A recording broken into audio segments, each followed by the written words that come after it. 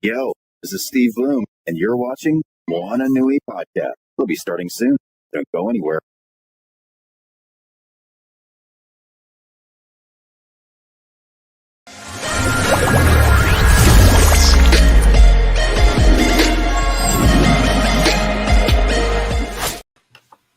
Aloha, everyone. Thank you so much for joining the Moana Nui Podcast for our second episode for tonight. We're so excited for this upcoming panel.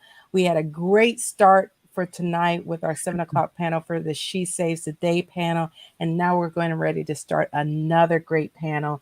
But before we get started, let us, for those that may or may not know us, let us introduce ourselves. I'm Dana. I'm the other half of the Moana Nui podcast, but I am a event, cosplay, and con staff photographer. I photograph for cons such as Dragon Con, Anime Week in Atlanta, MomoCon, and even with DC Comics. I am an event planner, and I do a little voice acting also.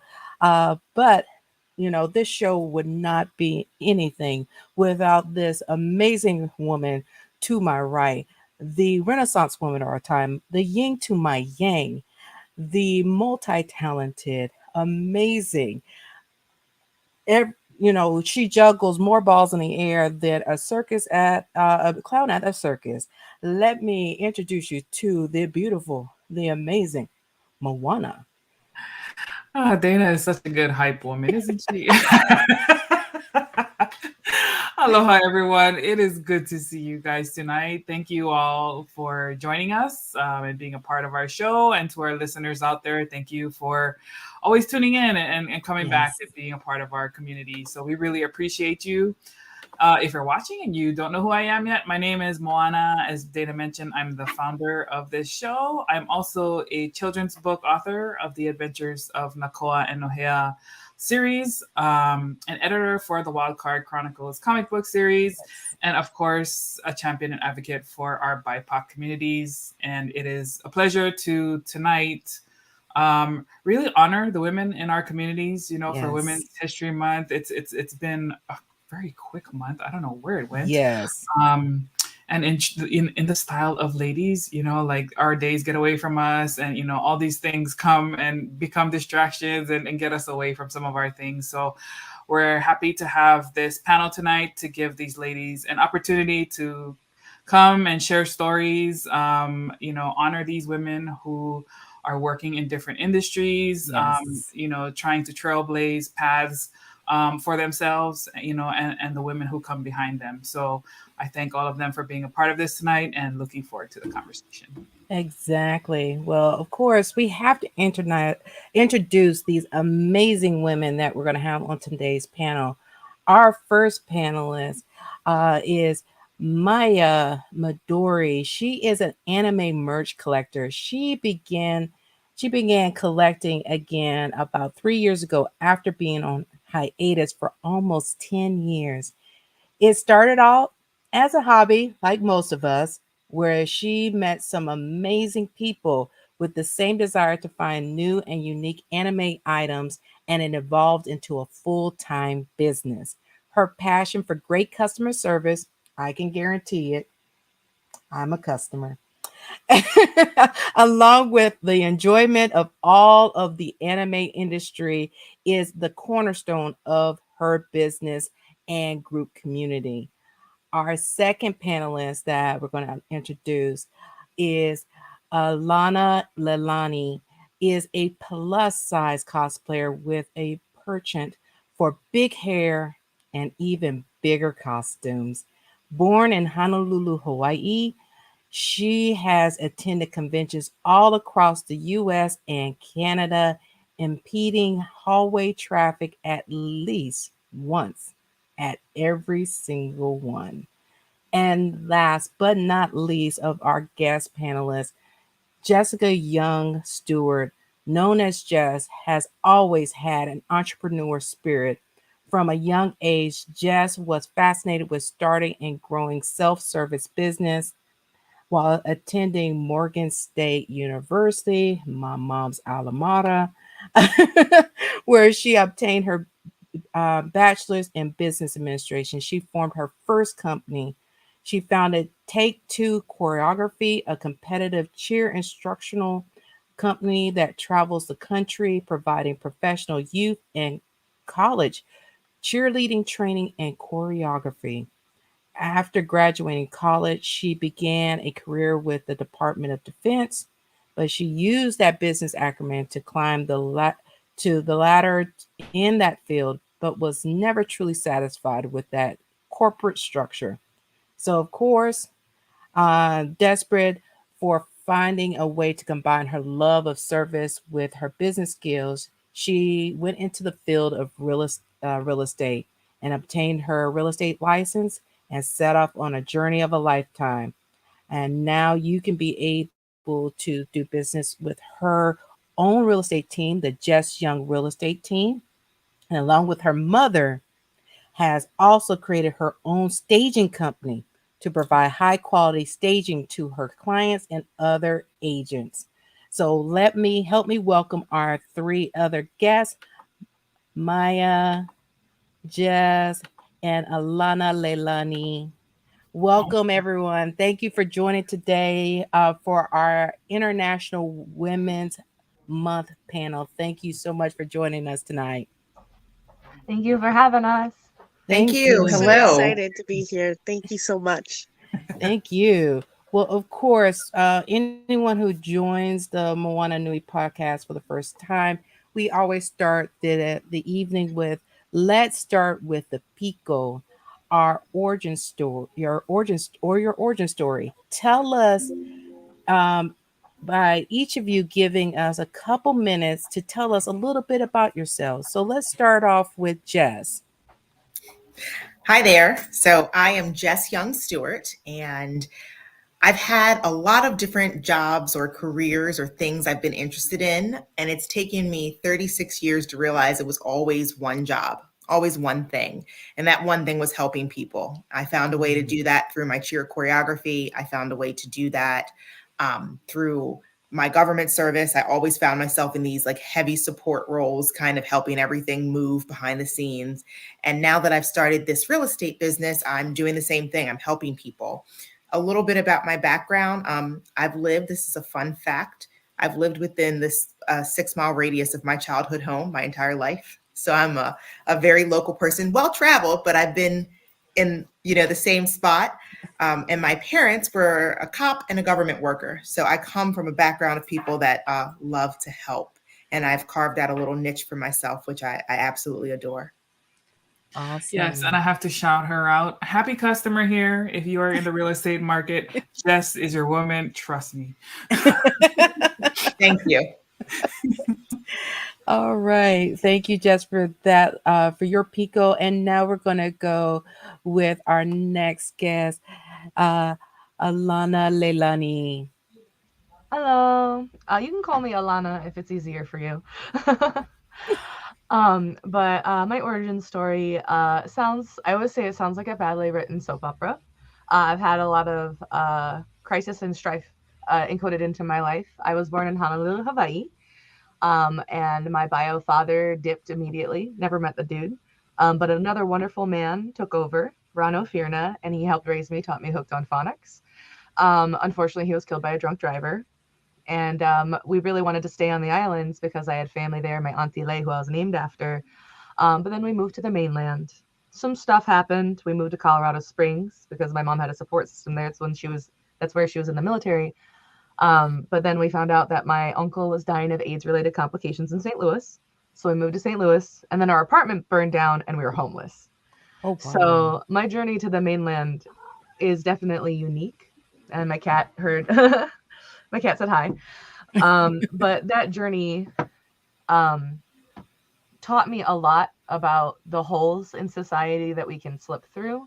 And so I've always since then been a passionate advocate for human lives over money, helping the marginalized, the people that get lost in the cracks, whether they're veterans, people of color, disabled, people with mental illnesses. And so I help run several charities and organizations that help right now with food deserts and food availability and food knowledge to help people get out of the gentrification of their food. That's me. And I write a lot. Nice. Awesome. Well, thank you for that, your Pico. And then, of course, last but not least, Maya. Hi, everyone. My name is Maya Midori. I was born in Mexico and I came to the States when I was 1.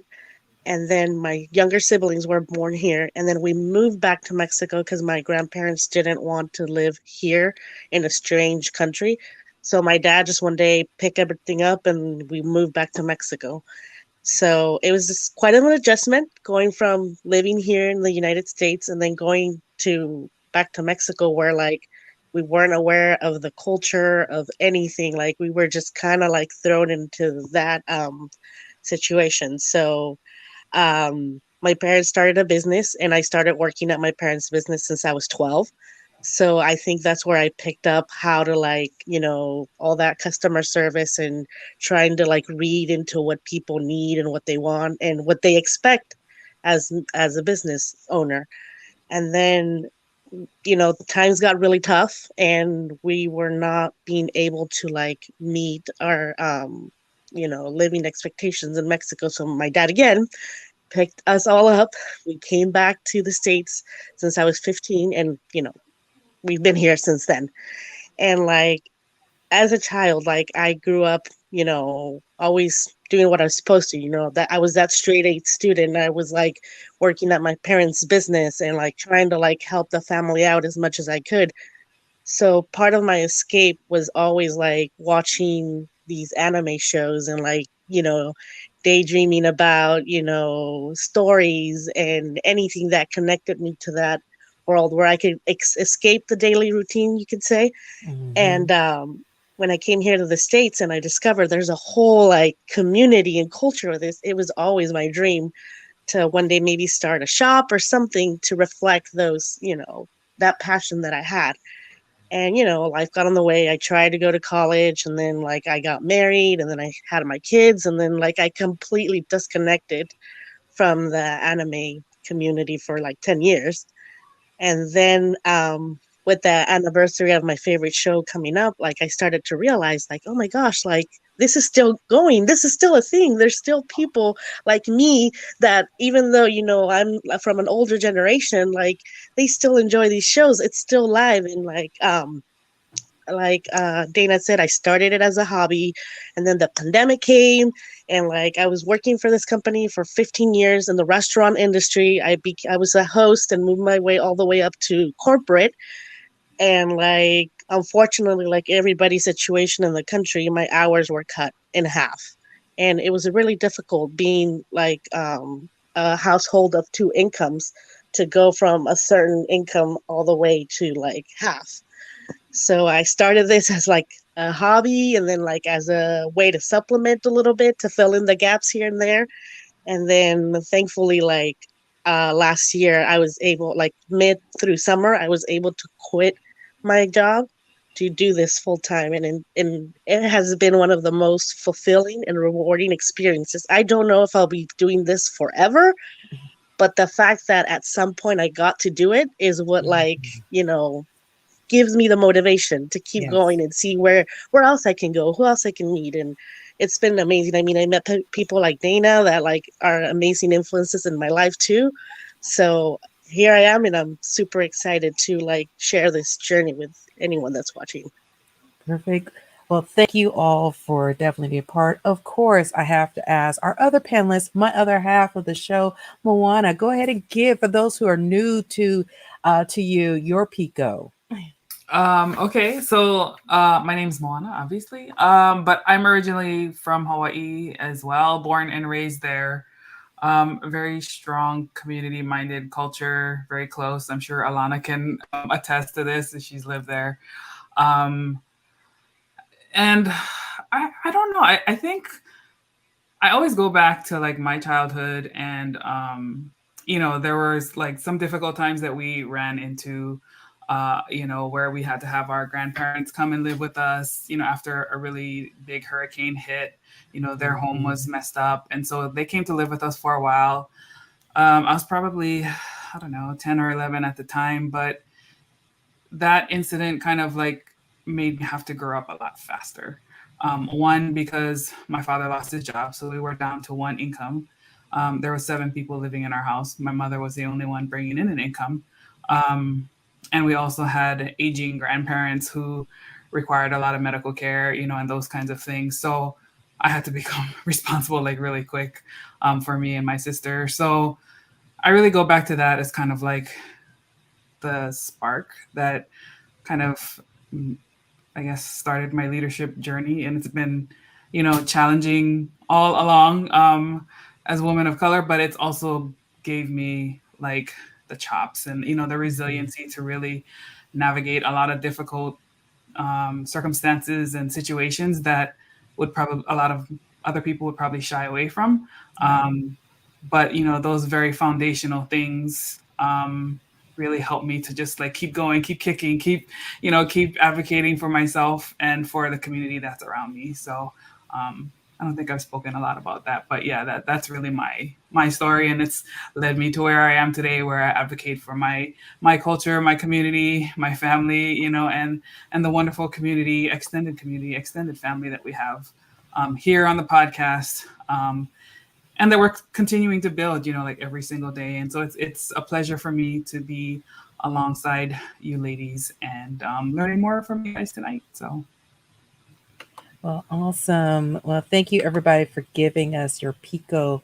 And of course, with it being International Women's Month, I would like to know from each of you, what does International Women's Month mean to you? Let's start with Maya. For me, International Women's Day is like the time to make aware of what challenges we face as women on a day-to-day basis, because everybody, like you guys mentioned earlier, has a different situation. But it's also a great time to celebrate all those strong female leads in our lives, our mentors, our caretakers, and all the people that we drew inspiration from and helped us shape the people we are today. Very nice, very nice. And what about you, Jess? Oh, you're on mute. There we go. I'm here.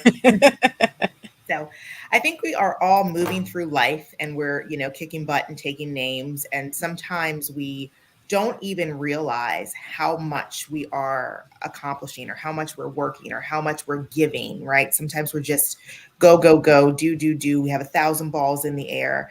And especially in a world or in a culture that kind of rewards high levels of achievement, high levels of production.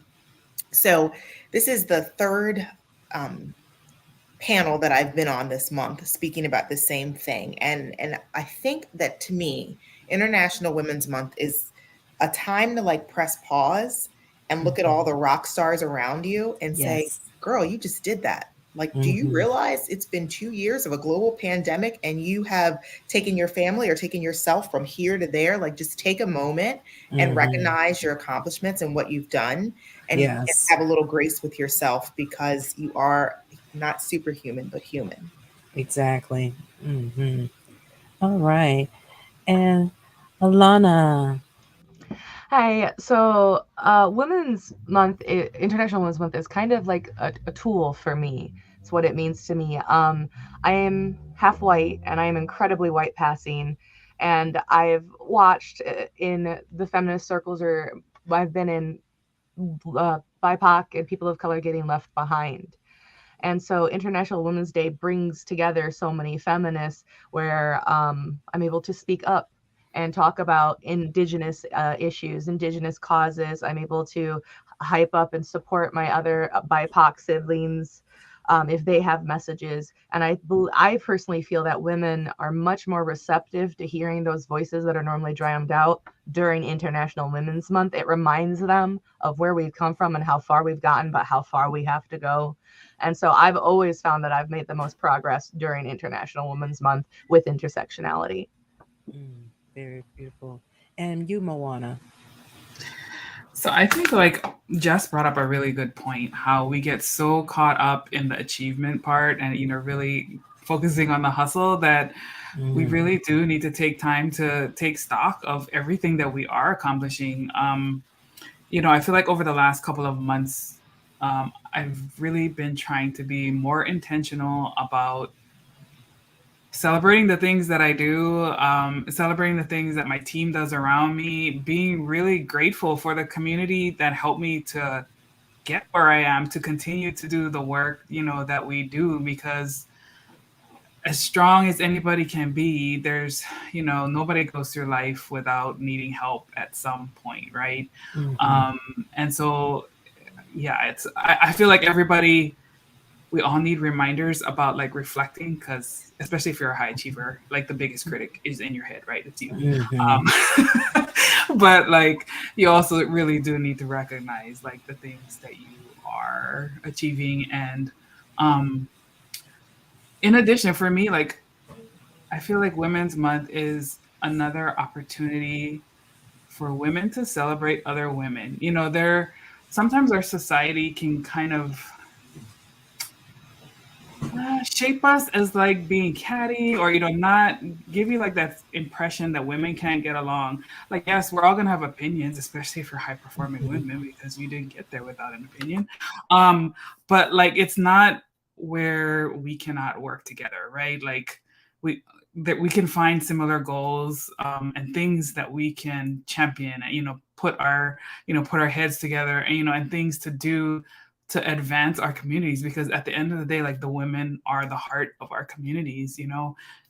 We provide the backbone, the nurturing, the strength, like, not to say, and don't mean that in a anti-male way, because I'm not about that at all, but as indigenous peoples, like it is our women who are the foundation, upon which like our communities are really built. So I'm really grateful for the women in my life, our ancestors who in our Hawaiian communities, we don't, there's not a lot of talk about women. So I've been learning a lot about the voices that are, haven't been, even played out in our own societies. And really just being grateful, for still being here, right? Still being the woman who has survived a lot of difficult challenges, and is still here to be there for ourselves and our loved ones around us. Yes, definitely. I mean, I always find it fascinating how many women are behind so many things in our world. Like, as Moana knows, my boss likes to do for different um, heritage months, really accent and honor a lot of people. And one of them, which kind of crossed for Black History Month and International Women's Month, was like these women innovators. Like there was a black woman who invented the security system, and she is credited for every security system that's been made ever since the first one she designed and was implemented in banks and businesses. So it's amazing when you see how many women, if it wasn't for women, even um, streaming. I found out a woman was behind us getting streaming online, streaming movies. She came up with a platform to be able to do that. So we would have been lost without her during the pandemic. But but even with all these amazing achievements women do, there's so many challenges, as you all mentioned, that we have to go through. What challenges do women stereotypically face based on their gender? I'm going to start this one off with Alana. Hi. Real fast, the woman you mentioned was Marie Van Britten Brown. Yes, Yeah, she exactly. was a nurse. But one of the biggest things that I think that women stereotypically face based on their gender is the policing of aesthetics. And it doesn't sound like that big of a deal, but it just permeates every part of their professional experience. Back when I used to work in offices, when I dressed up, I had issues. When I dressed down, I had issues. I had a supervisor who harassed me for wearing leggings because she thought I was too fat. Like, and it's just, there was a woman who was super into fashion in our office, and she was constantly made fun of behind her back for doing too much and being a cake face, they called her. And women who are fat are much less likely to be hired. Women are much often sexually harassed, and it's all based on the policing of how they look in their bodies. And if you read most dress codes are all geared towards women. Oh, you can't wear this, you can't wear this, you can't wear this, you can't wear this, you can't wear this. Whereas men, it's like, wear a shirt, wear a tie, the end. And part of that is how our society views women as objects, as pretty things to be displayed. If you play into the pretty things to be displayed, well, then you are discounted and looked down upon as just a pretty thing to be displayed. And if you don't subscribe to that, and you maybe do your own thing, dress unconventionally, don't put as much effort into the conventional appearance, then you're considered lazy, sloppy. Just it's not a fashion choice for you. It's a part of your character. And that is one of the huge things that I think affects women all across the workforce. And then the other is confidence. You are not allowed to be confident as a woman. That's why a lot of women couch their language in meetings like, oh, well, do you think that such and such would work? Or, oh, maybe this would be something, but I'm not sure, because we're trained to be that way. And I remember I went to this place, and I said in my interview, I want to be your top salesperson. And I became their top salesperson by more than 50%. And I remember asking, I was having problems with other coworkers, like leaving clients to me. And the issue with their sales method is it was a percentage. So if you got too many no's, it would erase the sales you already got, which is a terrible method anyways. But they would keep leaving these bad clients on me, be like, Alana could take them. So I asked them, like, why don't you guys like me? And why are you doing this to me? And they're like, well, you come across as cocky. And I'm like, what makes me cocky? And they're like, well, you said when you came in, you wanted to be the best salesperson. And I was like, and I did that. I am the best salesperson. It's not cocky if it's true. It's confidence. Did I make any of you feel poorly? Did I say something snotty? Because that I want to apologize for, because I never want to speak down to people. But it's a reoccurring thing I've seen with multiple confident women who know their skills and are not afraid to speak plainly.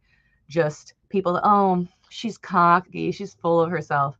And that's been a detriment to a lot of people who have ambitions. Oh, yes, definitely. And thank you for that. Definitely giving the audience insight. Moana, from you, what stereotypes you think women have to face because of their gender? Well, I definitely echo what Alana said about the confidence versus cocky, and having to be like super thoughtful about the language that you use, because for some reason people don't like when you're direct. And I can't stand that, because I don't, what like annoys me the most is when they use flowery language, jargon, like buzzwords that they like throw. I'm like, get to the point. Like, just like, can we just stop this meeting now? Like, a lot of it becomes, I don't know, it's just fluff, like for people to feel like they're saying something important, but really you're not saying anything at all. But then when you call them out on that, you know, it's an issue, right? And also like having your opinion questioned, right? Like, I don't know. I don't know why they can't just take us at our word, why they have to, you know, it's just really, really annoying. I don't know what the word is, but like they look down on, you know, on women. Not all people do this, but it's some of the struggles that are there. Also, being a woman can prevent you from a lot of career opportunities, because society, Western society, has taught us that women have to be the primary caregivers of children and family. So because that is the case, you know, we often have to be outside of the workplace to care for our families, you know, especially when our little ones are young. And a lot of people can't even afford that, right? They can only do the 6 weeks or whatever it is that they give you, and then you got to go right back into the workplace. But that doesn't necessarily mean that you can put in, you know, some of that work and hours that's needed, because you have to go back out to go, you know, take care of your children. Maybe for some careers, it's getting easier now with more work from home options, but it's still, it's a society just thing, like as if men can't, you know, why can't the men go out and take care of the children too? Like, it's not like the woman is the only one who created the child, right? And made this decision to start a family. That is one that I see that permeates all career tracks, like regardless of what industry you're in. It's a challenge. I don't know how we get over it. Some women make a lot of sacrifices, but it then becomes work and family balance kind of thing. If they're prioritizing work because they want to advance at the career, then it then leads to like family issues and maybe even divorce, because the husband doesn't like it or whatever. The kids, impacts the children. So I feel like there's all of these factors that women have to juggle constantly. And a lot of times, we also don't put enough time into our own self-care. Like we have to make sure that our cup is full so that we can help those around us. And that's something that it can even feel like a self-betrayal to yourself, because it's like, I know I need that, but I also need these other things, and it's just a constant tug of war, I feel like. Let's see what JD said. I would take care of the kid, but I don't know how to. In fact, I just found out the other day I don't even have kids. JD, neither do I. Like, I don't. So like, that's another thing. The flip side of that is that sometimes as a woman, if you don't have kids, then they work you harder. Oh, you can do this because you don't have kids, right? I don't have kids, yes, but like I still do have a life. Like, yes, I love my family. I love my nieces and nephews. I love all of those things, but I do have things that I, as a person, that is a part of my passions, my identity, and all of those things. So yeah, I'll be quiet now. Definitely. Okay, next, going into Maya, what stereotypes do you think women have to deal with their gender? You know what? Alana and Moana said so many great points that I've been thinking, and I'm just going to piggyback a little bit on what they said. But as a society, media, marketing, all that stuff, we are geared to value different things in men and in women. In men, we value their brains. In women, we value their appearances. You go to the store trying to find clothes for children, and you see the boys' clothes that says like future president or like little genius in training. And then you go to the little girl section and you see like, tell me I'm pretty today, or like, do I look fat in this, as a joke. But in reality, they are propagating those sentiments as a society, that we value the men in their perspective and all, where they are perceived as being assertive, while we are perceived as being too emotional. So that is one of the biggest stereotypes also that I found in when I used to work too. Like Moana said, like the language that you use also comes into play. Like I learned to tailor my emails because I was at guilt for doing that. I believe if we do this, maybe if we approach it this way, and like, while my male coworkers, they'd be like, we just need to do this deadline and stuff. Like, they take their point of view as something unchallenged, where us, we have to justify why we're doing this, why we took this decision. Like, they don't get questioned as much as we do when we are trying to like get things done. So that's and because of this, like growing up, like men don't see us really as an equal partner, but more of a like, oh, they're just too emotional, because we grew up thinking that showing our emotions and stuff is weak. So that's another stereotype, that women are the weak gender, Great points, everybody. And of course, Jess, what's your insight of any stereotypes that you think that affects women because of their gender?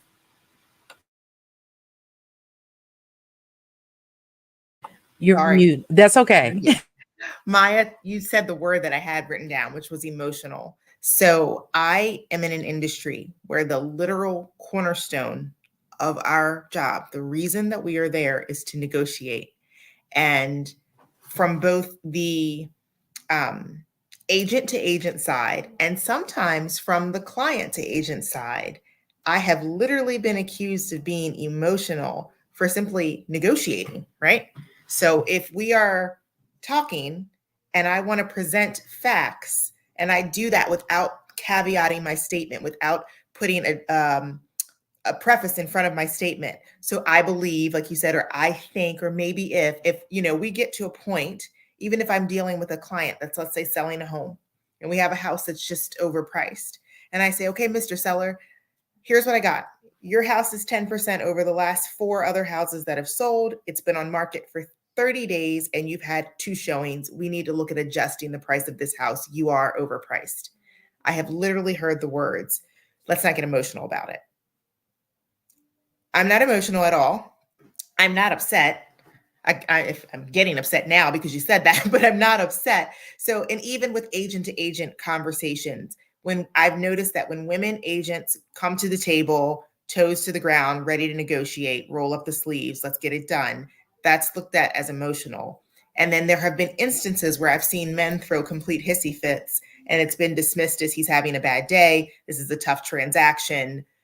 Whatever number of excuses we want to give the behavior, that is a difference. And the stereotype of women being emotional, and sometimes those women's conversations or their opinions being dismissed for that reason is something that I see as an obstacle. Definitely. It is definitely. And of course, JD said it earlier. It's crazy. Most of the time, people get promoted for confidence and they're not called cocky. So it's one of those that if confidence is shown on our male counterparts, it's shown as confidence. But if we give the same, to the point, we get called the B word or, like you said, emotional. So it is very, even though people says times have changed, there's a lot of those stereotypes that hasn't changed over the years.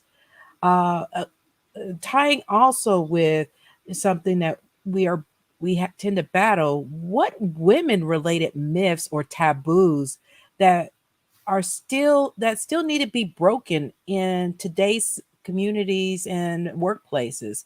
Let's start off with you, Jess. So I'm going to go the taboo route. I think that from my perspective, there is this expectation that women are always going to play nice in the sandbox, right? That no matter what you say or how out of line it is. I was talking to a member of my team earlier today, and she was telling me she has a trans child. And she was telling me that she has actually had people ask men, and a few women actually, ask inquisitive questions, but that really go beyond the line of what's appropriate to ask about anybody, much less a child. And when she's reacted to this, she's gotten wait, what? You're yelling, you're getting upset. Why are you? So the expectation that it's okay for men to react and to respond and meet you where you are, but women are supposed to play nice in the sandbox, that needs to go away because it's an unrealistic expectation. It is so true. And of course, JD says he's having a bad day. It's just a phase. Oh, it's his steroids. He just got released from jail, etc. But we do hear those excuses that we constantly hear. It'd be the most off the wall excuses, but Or here's my favorite one. Oh, that's just Jim. Oh, that's just Chris. Oh, that's just Bobby. Oh, that's boys just will be not boys. Okay. Yes. Right. Yes, boys will be boys. That is a constant one. So, of course, Moana, what about you? What myths or that you feel or taboos that still need to be broken in the community and in the workplace for women?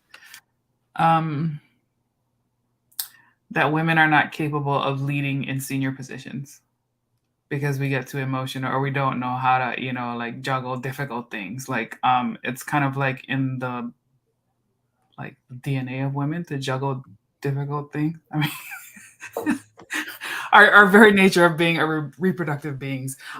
Sure, we birth a whole human and go back to normal. Yes. Yeah. But I think that's a very, Western colonized view, obviously. But yeah, that definitely needs to go away. How can you say that, women can't do that if you're not giving them the opportunities to do it? because the old boy network just won't go away. It's a lot of that's really frustrating. You see the the old white men, like protecting their spaces and, like giving each other's attaboys, and I'm just like, what are you congratulating yourself for? There was really no achievement there. I don't, I don't know what standards you are measuring yourself up against at times. But yeah, that part definitely needs to go away, because we need to see more women in leadership roles. We need to stop just talking about it, and you need to actually do. This is not a campaign slogan for your whatever, your corporate branding. And, I feel very much the same way about like some of the diversity and inclusion, efforts. It's just to say that, oh, like this is our way of like kind of putting a nice little facade on the problem, but not really getting to the root issues. All of those things need to go away. Definitely. And Maya, what about you? I loved all the points that you brought up, Moana, because I was kind of going to go down that same train of thought. I did a little bit of research, and I found out that globally, only it's estimated that only about 29% of women hold those seniority management positions. And of that 29%, how many are the minorities? So it's just interesting to see that we're in this time and age, and women still are not an equal workforce to men. And I think that is one of the biggest taboos we need to break. Women can be successful in the careers and still have a family. Women can be the main breadwinner of their household, and that does not mean that the men is getting emasculated, or that it is okay to have a different family dynamics than what we have learned from growing up. So I just find it fascinating that that we are expected to raise a family like we don't have a job, and we're supposed to work like we don't have a family. So those are the expectations they put on us as women. And I think that's one of the main taboos that we need to break, like normalize women being, mothers and also a force in the workforce, and normalize women that choose not to be mothers and still have a successful career. Women that decide to not have children are looked as selfish, and women that are stay-at-home moms are looked as unfulfilled, when it doesn't have to be that way. Definitely agree. And it's so funny that, as mentioned earlier, the colonization of the world has changed those aspects. But then at the same time, men look up to the cultures that had women in the forefront, like the Viking culture, the the Egyptian culture, that you had queens and things like that. But you look up to those, you refer to those cultures, but you don't have the women. A lot of them, women were the fighters, the breadwinners, and everything else, and the men stayed home. So it's very interesting on that perspective. And then, of course, I love this example JD is giving about Elizabeth Holmes' facade, that she would talk in a deeper voice, because men's voices tend to be taken more seriously in leadership roles.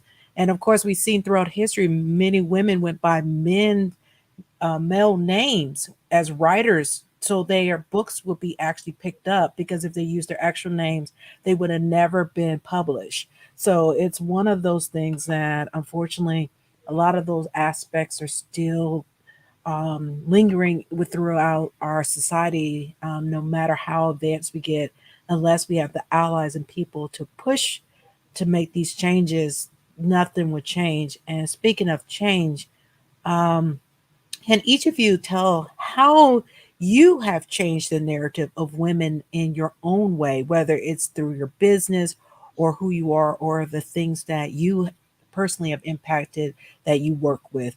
Let's start off with Alana. Hey, I didn't get to speak on the last point. Oh, I'm sorry. Go ahead. Hit okay. that one and go on to the next one. I am so sorry. That's okay. It's a lot, and we only have 15 minutes. But the taboos that I would say is really based on my experience, which is the ability to be strong, A lot of people women in physical labor jobs are routinely discriminated against. When I worked in grocery, I would have customers tell me like, "Oh, go get one of the men to do that," because I was the only woman in all of grocery at that time, and I was just hauling water bottles. It's not a big deal, but and then I remember when I worked in an office, we were packing up from one of our parties, and I was carrying 2 tables, the fold-up tables, and my boss yelled at me and said if I didn't put them down, she'd write me up, and that if I wanted to help, I could go do the dishes. And I know that my experiences are not singular to me. I know there's a lot of women who work construction, other grocery, other labor intensive work who face the same thing, where their job is to be strong, but yet they're still not allowed to really be strong. So that was one taboo I'd want to get rid of. But how I believe I've changed the narrative of women in my own way. I write for a living. And also I'm a public figure with my cosplay. And I just, even when I'm not feeling as confident, I project this sort of boundless confidence where I have no problem defending myself and having, talking to people and expressing my points and saying, hey, that's wrong. Not, oh, I think we should do such and such like we're trained to. Just, this is wrong. This is why I believe it's wrong. This is what I'd like to change about it. Yes. And I remember for the current video game company I was working for, they were concerned with me being a woman when they hired me. And they're like, oh, this has a lot of explicit scenes and we don't want you to be uncomfortable. And I was like, listen, I have a bestseller sex book. I probably know more about sex than the two of you combined. I'm not going to blush. Like, I didn't say it that way because I would not have gotten the job, but I just, and I think I really did change their opinions, and I've gone on to write some of their best-selling chapter games. So I think in Lithuania, I've made a pretty big difference. Awesome. Yes. Hello. Michael Watson says, what's up, powerful women? Which I agree. We got a whole slew of powerful women on this panel.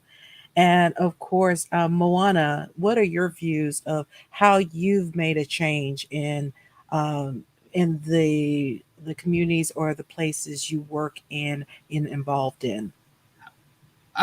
So for me, I mean, I try to make change by being a good example of what women can do in all of the spaces that I'm in. I try to do, like the best that I can, find ways to elevate not just myself, but the people around me, because I really truly believe that, a person can only be as strong as the people and the team around them. So I really, it's again, one of the reasons why I started this podcast is to highlight and really talk about the good things that people do, because it's in our society, it's really easy for folks to focus on complaints and negativity because it's easy. We all got to get that out, whether it's venting or chronic complaining. But I like to focus more on the positivity, not in an inauthentic way, but really just highlighting and starting conversations, sometimes difficult conversations and topics that are taboo, right? For whatever reason, doesn't even have to be related to women. But opening up those pathways, getting people like normalizing, having those difficult conversations, having transparent conversations. Because I feel like by doing that, we really recognize the commonality in all of us, which is that we are human beings. We're imperfect. Yes. We all have stuff that we're going through, and it manifests in crazy ways, sometimes intentional, sometimes not. And despite all of those imperfections, we can still be powerful and do great things for ourselves and the people around us. Yes, definitely. And of course, Maya, how are you making that impact of making that change within the communities and the things that you do? Well, as you know, the anime community is very dominated by males. And there is another stereotype there that, like, if a male buys items, watches anime, cosplays, it's because, they're passionate about that and they are knowledgeable and stuff. But when a woman tries to do it, it's like, oh, they're just following a fad. Oh, they just want all the attention in those cosplays. Oh, they're not really true fans because they don't watch X, Y, or Z show. So what I've my goal when I created my community was to make it a safe place for women to come and enjoy what they truly enjoy without feeling judged or invalidated. And I checked the status of the insights of the group this morning because I was curious, and close to 70% of the members of the group are females. So that itself tells me that, we have to continue going through this path and make sure that they don't just come to the page to receive a service, but also to create an experience and to have them connect with other people that are passionate and that have the similar um, interests, and make it seem like it's okay. It's okay for you to like this. It's okay for you to be involved, and nobody's going to tell you or take that away from you. Yes, definitely. I can concur. A lot of us have made friends within that group. Yes, everybody. It's amazing. It feels like a family to me. I Yes. can go and talk to you, Dana, about anything, even if it's not anime related, and I feel the same way about all the support that I get from all my people from the group. So if you're watching, thank you. Yes, I know a couple of them are tuning in. And Jess, what about you? How have you changed the narrative of women in your own way? So I work in an industry that is actually majority women, but dominated by males, if that makes sense. There's more women realtors than there are male realtors. Somehow men are in all the leadership positions. So the way that I've made a difference is I decided when I first got in that I was going to be the knowledge broker. I was not going to be that person that just stuck a sign in your yard and waited to collect a paycheck. I was going to know more about how to get rid of houses and how to help you find houses than anybody else. And then I went and found the most powerful tables at the industry. And I didn't just take a seat at the table. I took a seat at the head of the table. And that is how I feel that I have changed the narrative. When older men who've been in the business for 20 years walk into my office to ask me a question, I know that I'm changing the narrative. And the second part of that is I made a decision very early on in the industry to avoid the fray. So if it's not about business and it's not right and it's not something I would post for my entire clientele to see, then I don't do it. It's just not of interest to me. I didn't come to play. I came to win, and that's how I've changed the game. I love it. I love it. I love it. Take notes, everybody, especially because I know some women still deal with making themselves smaller and all. And I always love to quote, of course, the I always see her as Catwoman, but she had to, and a lot of people say it that it's like, why make yourself smaller? Let them choke. Let them choke. Let them choke. Uh, let them take you as who you are, and if they choke on you, that's it, because that's how you should never shrink yourself to that. And of course, as we're getting closer to the top of the hour, I'm gonna end with one more question. Of course, the biggest part, because men have such a dominating role in this world. How can men become better allies to help contribute more to women's empowerment in the home and in society? I'm gonna, instead of calling people, I'll let whoever wants to go first go first.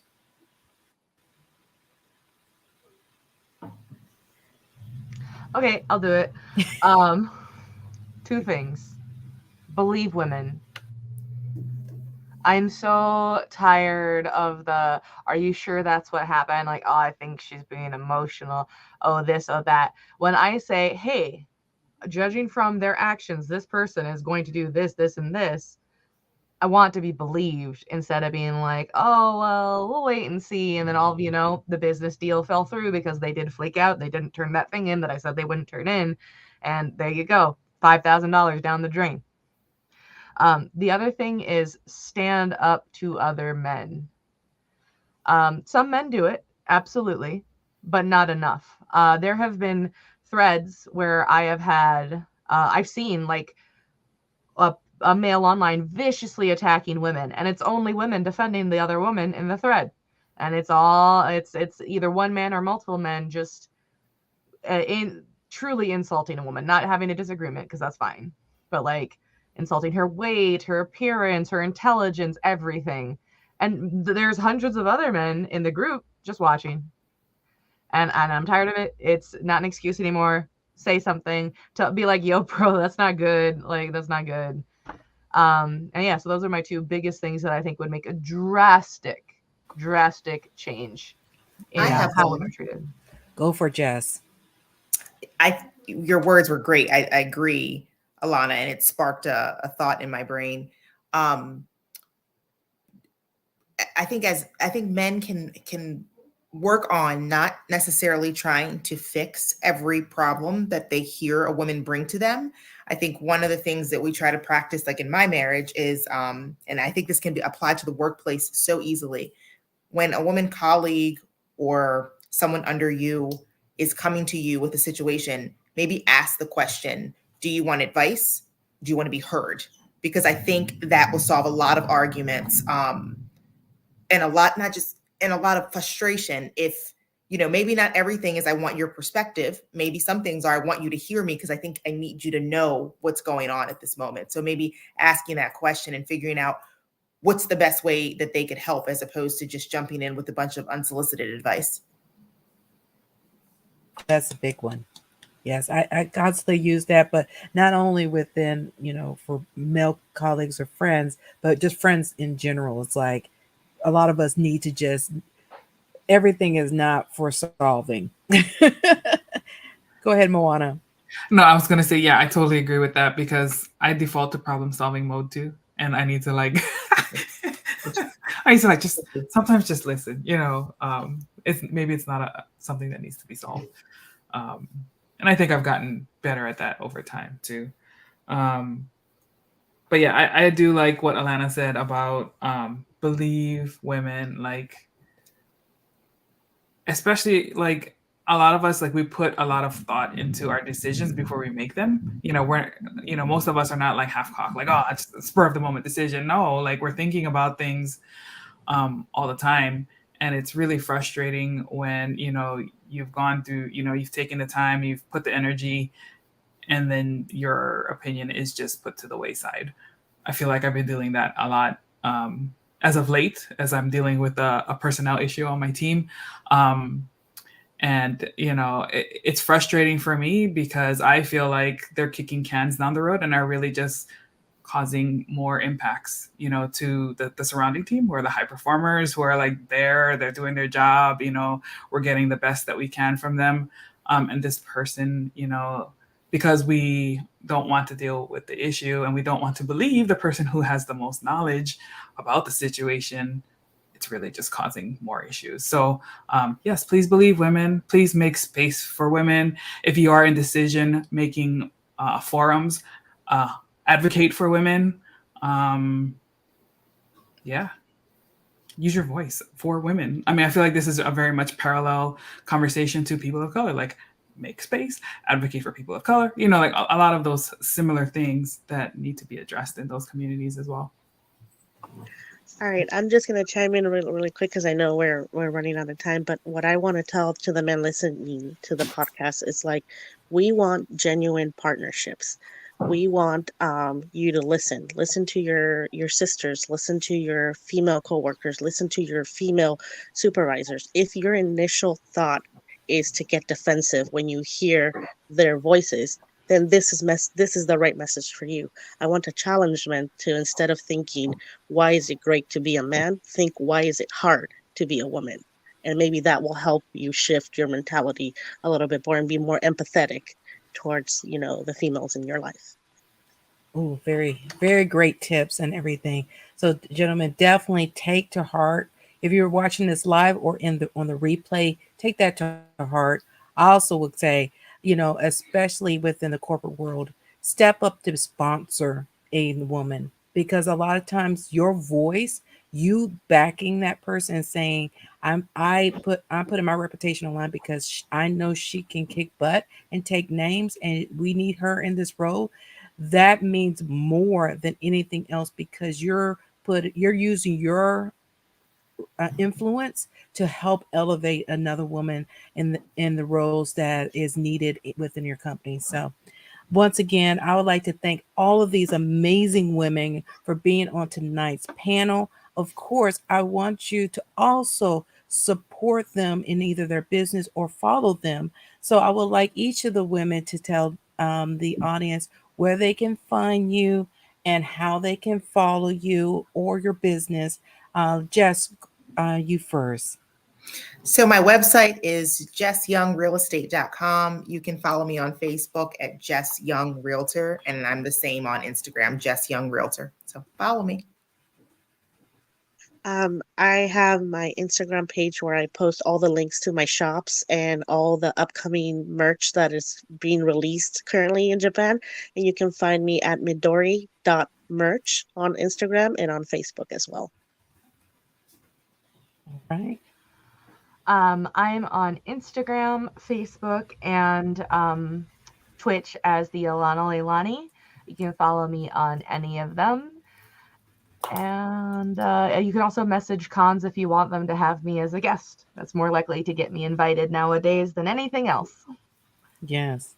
And definitely consider all these amazing women as guests. If you like this panel to be on at a con and you like them as guests, please go ahead and pass their information on so they can be there and give some insight to the audiences out there. And of course, Moana, tell people how they can follow you and support your projects.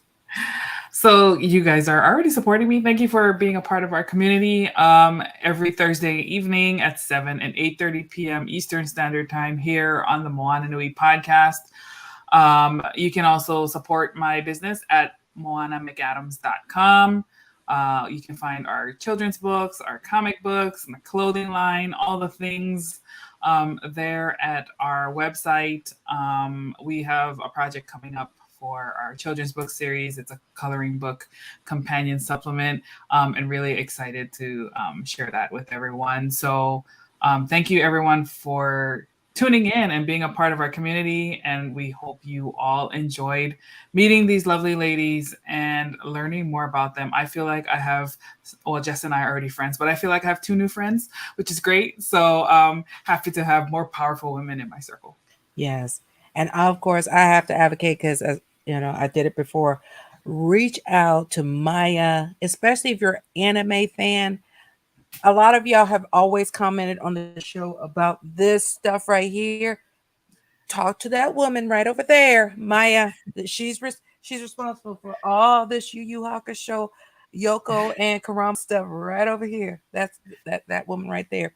And it's not just Yu Yu Hakusho. She can find everything for Jutsu Kaisen, and Tokyo Revengers and a whole lot more. So you can join her groups, and whether it's the Yu Yu Hakusho group or her anime group, and you let her know of something you're looking for, and she'll get it straight from Japan.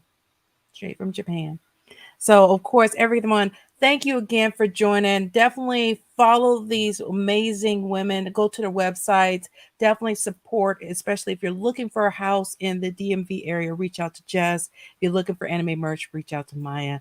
And, of course, reach out to Alana. If you are looking to book a plus-size and cosplayer guest, because we need to see more plus-size cosplayer guests on the panels and on the list for a lot of these cons. So definitely reach out to her, suggest it to a con, and get her out there too. And of course, put Moana down at any of these cons. Also, as her being a author and an editor for comic book series and a clothing designer, but then also support her products by going to her website. So everyone, thank you again for your time, for being on this part of this panel. Everyone, thank you for joining the Moana Nui Podcast. Tune in next weekend. We're very excited to have our favorite person, Malachi Bailey, for his series that we have on the show, Indie Projects of the Month. We're going to have Malachi on to talk about his picks for the month of April. So definitely tune in. And of course, also tune in at 8:30. We're going to have nonprofit organization, the Lola. They're going to be on here. It is a woman-centered agency that helps women and especially empower women. It is a members club and a community for women that create space to help women invest in themselves, grow professionally and personally, and drive change culturally. So definitely tune in next week at 7 p.m. and 8:30 p.m. to hear our segments for that month. And of course, if you're missing this, definitely check us out on our YouTube, Facebook, Twitch, and Twitter, and watch it on the replay so you don't miss out on any of the nuggets you learned this tonight. So once again, everybody, thank you for tuning in. Aloha, and we'll see you next week. Bye, everyone. Peace.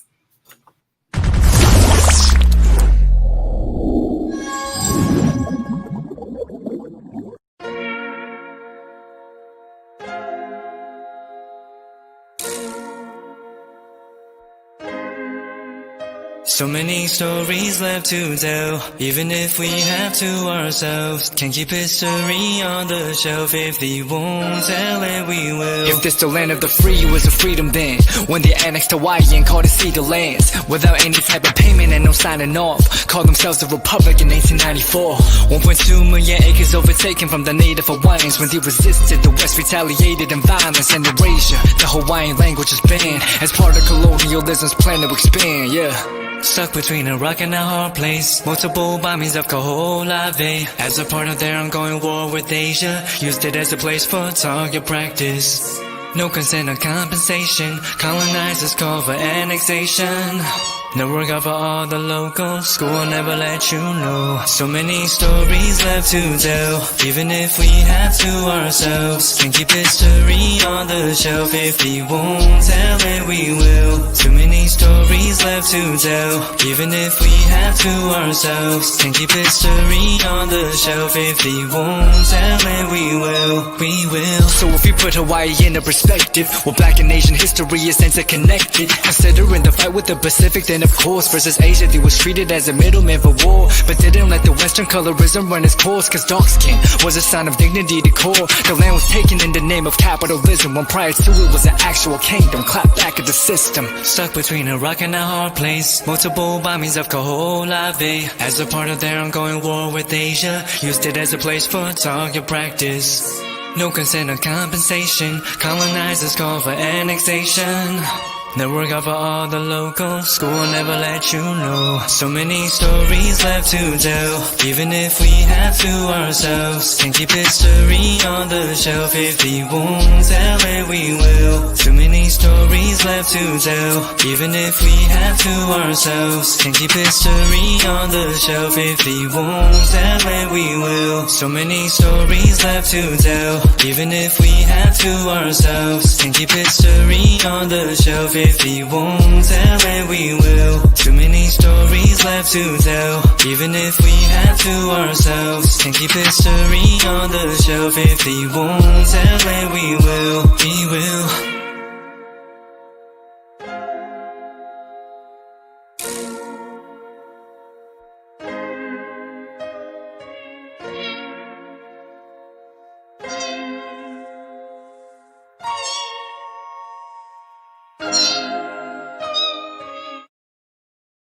I'm Steve Bloom. I've been a voice actor for more than 30 years, playing characters like Wolverine, Starscream, Tank Dempsey from Call of Duty. With Bloomfox Studios, I've learned so much about myself.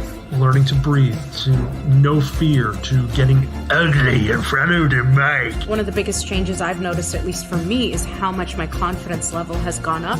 Done an Eastern European video game, an e-commerce commercial, a documentary. If you're thinking about getting into voiceover, just do it. Jump in.